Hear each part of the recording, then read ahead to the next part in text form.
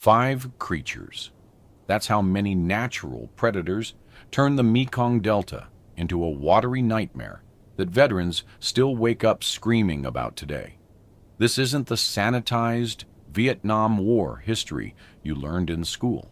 These are the raw, unfiltered accounts from soldiers who survived encounters with nature's killing machines in Southeast Asia's rivers and swamps. What you're about to hear comes directly from declassified medical reports, unit after-action summaries, and veteran testimonies that military historians deliberately kept out of official records. If you think you know what American soldiers faced in Vietnam, you're about to discover that the Viet Cong weren't the only enemy stalking them through the jungle waterways. This separates those who think they understand jungle warfare from those who actually know what happened when the sun went down and soldiers stood waist deep in murky water, waiting for something to strike. These men deserve to have their complete story told. What you're about to hear will change how you see the Vietnam War forever. Let's get into it. Between 1965 and 1973, over 2.7 million American soldiers served in Vietnam. Approximately 40% of combat operations took place in or near water, rice paddies, rivers, swamps, and coastal deltas. Yet military training manuals focused almost entirely on human enemies and conventional weapons. The biological threats lurking beneath brown water surfaces received barely 2 pages in standard field guides. Declassified Army medical records reveal over 12,000 documented hostile wildlife encounters, resulting in casualties requiring evacuation. The actual number was likely 3 times higher, as many incidents went unreported when soldiers died from infections days later, listed simply as disease in official records. Why the silence? The Pentagon feared public reaction, telling American mothers their sons were being killed by crocodiles and venomous snakes would undermine war support faster than any protest march. So the reports were buried. The victims' families never told the complete truth. Each creature you're about to learn of represents not just physical danger, but psychological warfare waged by nature itself. These 5 threats were interconnected. Surviving ones often meant exposing yourself to another. The river demanded constant choices between terrible options. The Mekong Delta harbored Southeast Asia's largest apex predator, saltwater crocodiles reaching 20 feet in length and weighing over 2,000 pounds. The bitter irony? American soldiers sought water to escape the heat, ambushes, and constant threat of landmines. The rivers promised relief. Instead, they delivered terror with teeth. Let's break down why this was such a pervasive fear that haunts veterans to this day. Ambush from below. According to military records from riverine force operations, saltwater crocodiles could remain completely submerged for over 90 minutes, their eyes positioned on top of their skulls to watch prey above water while their massive bodies stayed invisible below. They struck from depths of 8 to 12 feet with explosive force, generating bite pressure exceeding 3,700 pounds per square inch, enough to crush human bone like brittle wood. Vietnamese civilians warned American units, never enter water at dusk or dawn. Those were feeding times. The death roll. Crocodiles didn't just bite. They employed a killing technique that turned water into an execution chamber. After clamping onto a victim, they would spin their entire body repeatedly, drowning the prey while tearing flesh from bone. One Marine Corps rifleman described in documented testimony, "We heard Jenkins screaming for maybe 10 seconds, then just thrashing water. By the time we got to the bank, there was nothing but red foam and his rifle floating." The psychological impact was crushing. Veterans consistently describe the helplessness of watching a squad mate dragged under, knowing any rescue attempt meant becoming the next victim, invisible until too late. The murky brown water of the Mekong provided perfect camouflage. Soldiers couldn't see crocodiles until they surfaced, usually after the attack began. Night operations became exercises in controlled panic.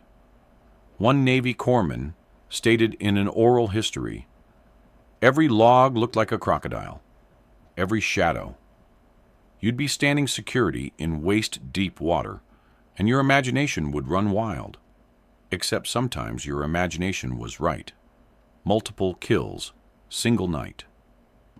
The worst documented incident occurred during a river crossing operation in September 1968, near Sa Mau Peninsula. A crocodile, estimated at 18 feet, based on recovered tissue samples, killed 4 soldiers from a single platoon over 6 hours. Each attack happened in darkness. Each victim was taken silently from the perimeter. By dawn, the survivors refused to enter water, regardless of enemy fire, accepting bullet wounds over what lurked below. The second fear was smaller, but infinitely more numerous. Vietnam's jungles sheltered the world's longest venomous snake, king cobras, averaging 12 to 15 feet in length, capable of delivering enough neurotoxin in a single bite to kill 20 adult men. The horrifying irony: these snakes were aggressive, territorial, and intelligent enough to hunt humans deliberately. Let's break down why this was such a pervasive fear that turned every step through vegetation into potential death. Neurotoxic shutdown.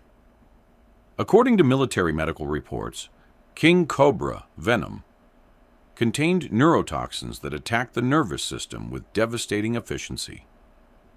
Within 15 to 30 minutes of a bite, victims experienced blurred vision, difficulty breathing, and progressive paralysis. Full respiratory failure followed in 30 to 60 minutes without antivenom.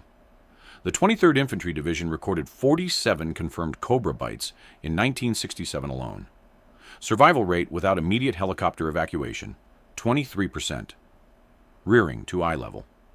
Unlike most snakes, king cobras could raise 1/3 of their body length vertically, lifting their heads 4 to 5 feet off the ground to strike at face level.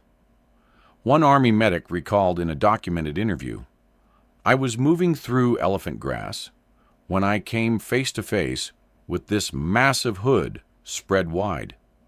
The snake was looking directly at me, eye to eye. I froze. So did the snake.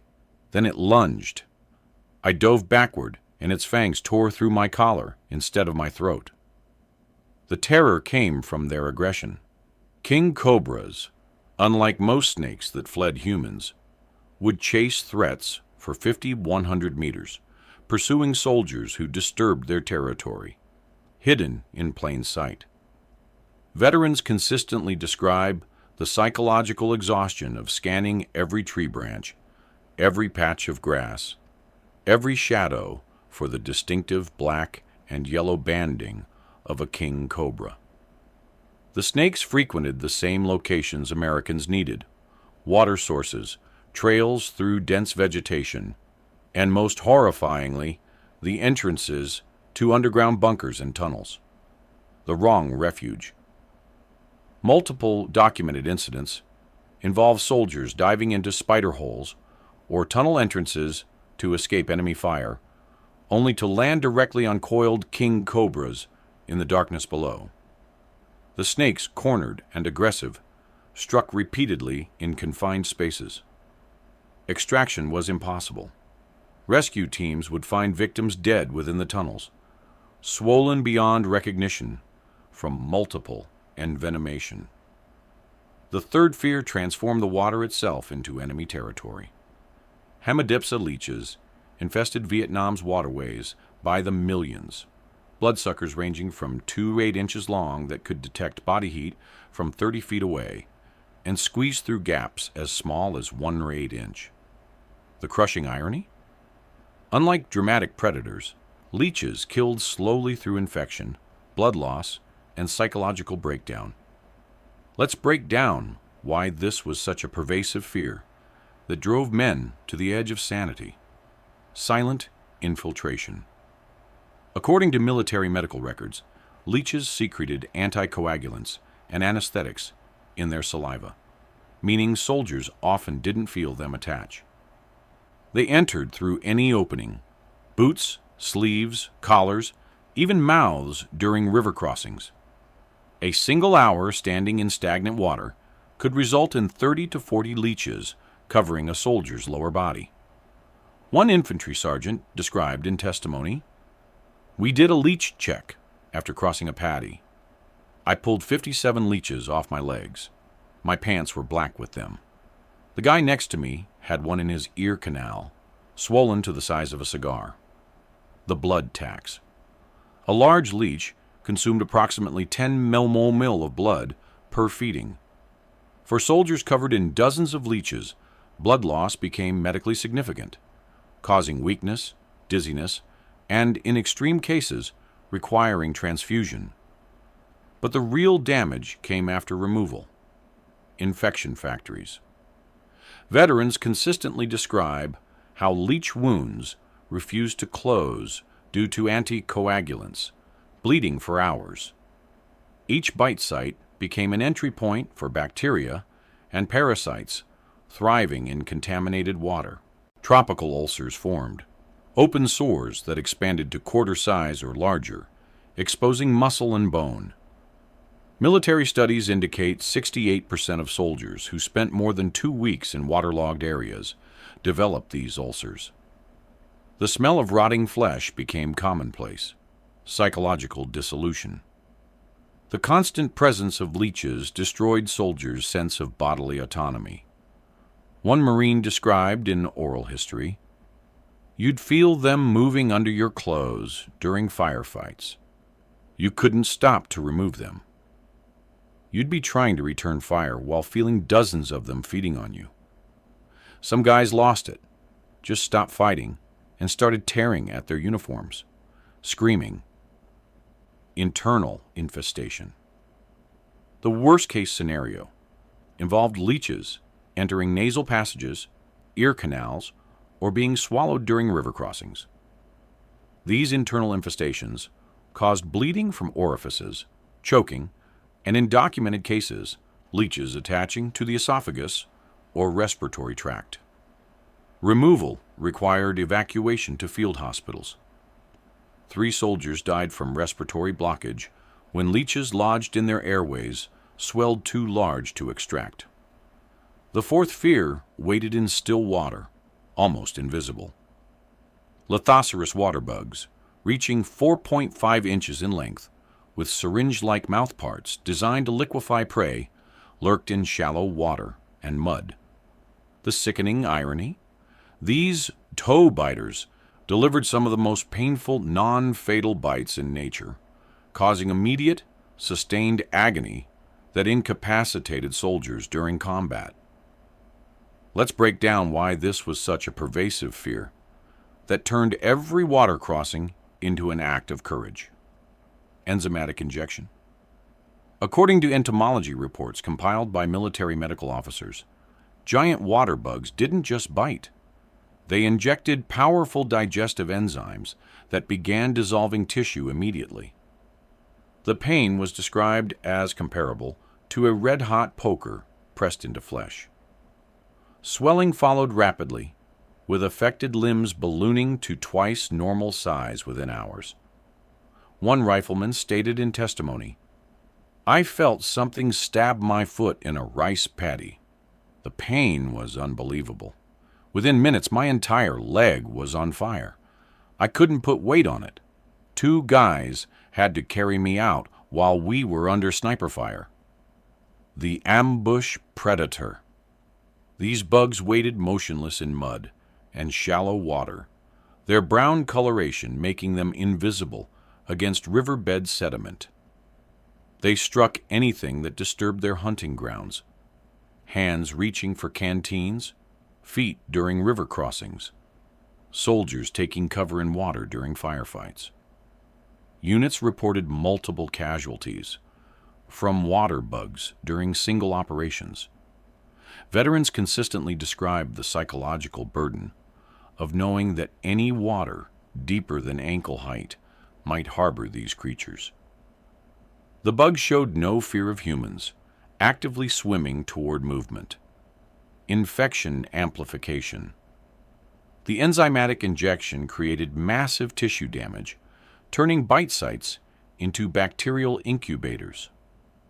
Combined with Vietnam's heat and humidity, infections developed with terrifying speed. Military records show water bug bites resulted in medical evacuation 34% of the time due to secondary infection and swelling severe enough to prevent soldiers from wearing boots or carrying gear. The panic factor. Multiple documented incidents describe soldiers bitten during combat operations who, overcome by pain, broke cover and were killed by enemy fire. The instantaneous, overwhelming agony overrode combat discipline and survival instincts. One platoon commander recalled, "A water bug got one of my guys right as we were crossing a contested river. He screamed and stood up straight. AK fire cut him down before we could pull him back into cover. That bug killed him as surely as the bullets did." The fifth fear was the smallest, but perhaps the most psychologically devastating. Vietnam's waterways teemed with over 30 species of venomous water snakes, most between 2 to 4 feet long, nearly all aggressive, and several delivering hemotoxic venom, causing tissue necrosis and internal bleeding. The crushing irony? These snakes were so numerous that avoiding them was impossible. Every river, every rice paddy, every swamp held dozens. Let's break down why this was such a pervasive fear that made water crossings feel like walking through a minefield. Sheer numbers. According to biological surveys conducted by military environmental units, some waterways in the Mekong Delta contained population densities of 40 to 60 venomous snakes per 100 square meters of surface area. You weren't asking if you'd encounter snakes during water operations. You were asking how many and whether they'd strike. One Navy SEAL described in testimony, "We counted 23 water snakes during a single nighttime river insertion. They were everywhere, swimming around us, brushing against our legs. We couldn't move without touching them." Hemotoxic venom.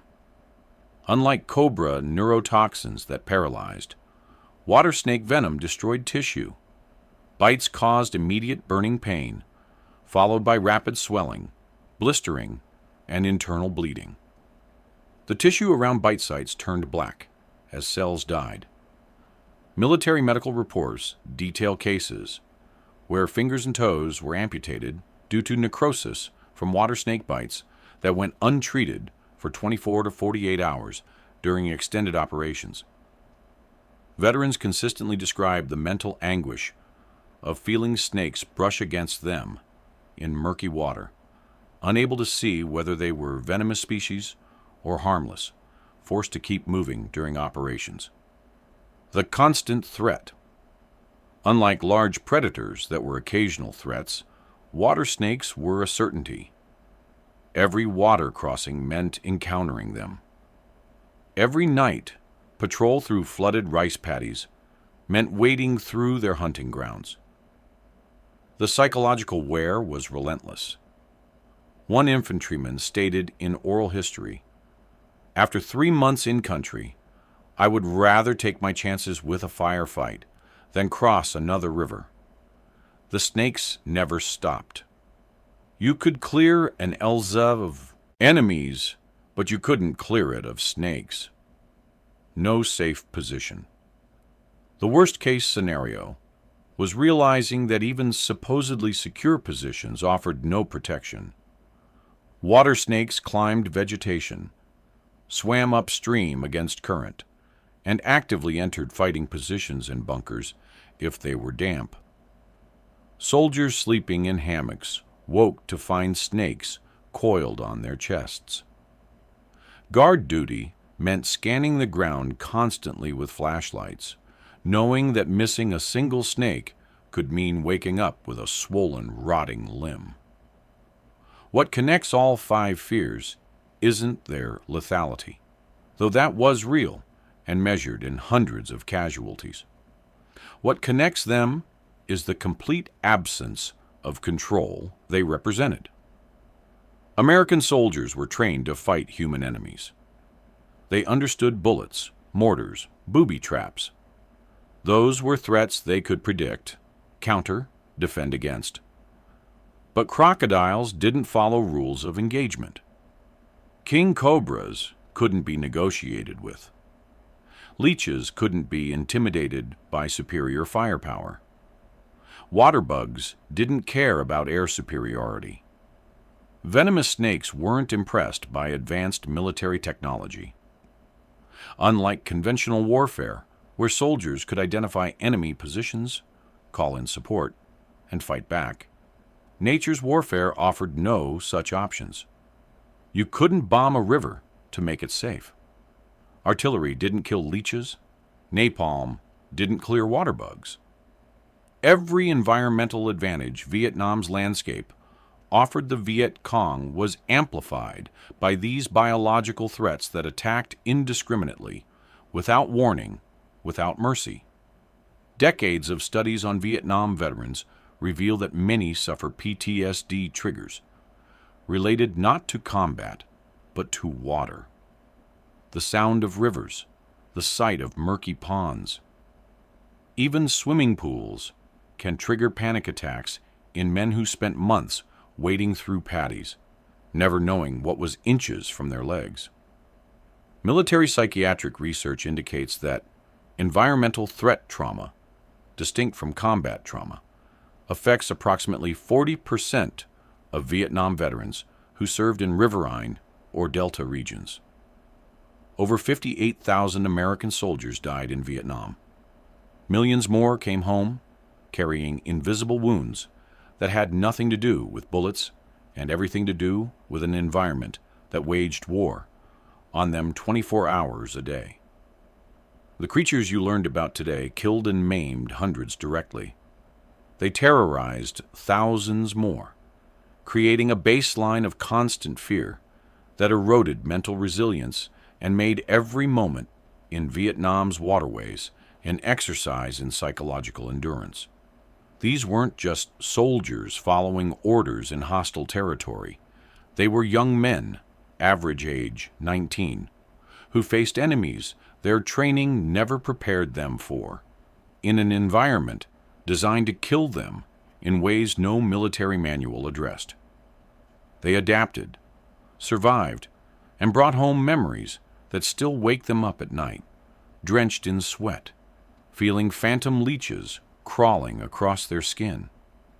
If you're a Vietnam veteran watching this, your service and sacrifice in the face of these horrors, both human and natural, deserves recognition. If you have stories about encounters with these creatures that official records ignored, please share them in the comments. The complete truth of what happened in Vietnam needs to be told. Please like this video, subscribe to this channel, and share it with anyone who needs to understand the full scope of what was asked of American soldiers in Southeast Asia. We create historical content that goes beyond sanitized versions, honoring the reality of service and sacrifice. Remember what was asked of these soldiers. Remember what they endured. Thank you for watching.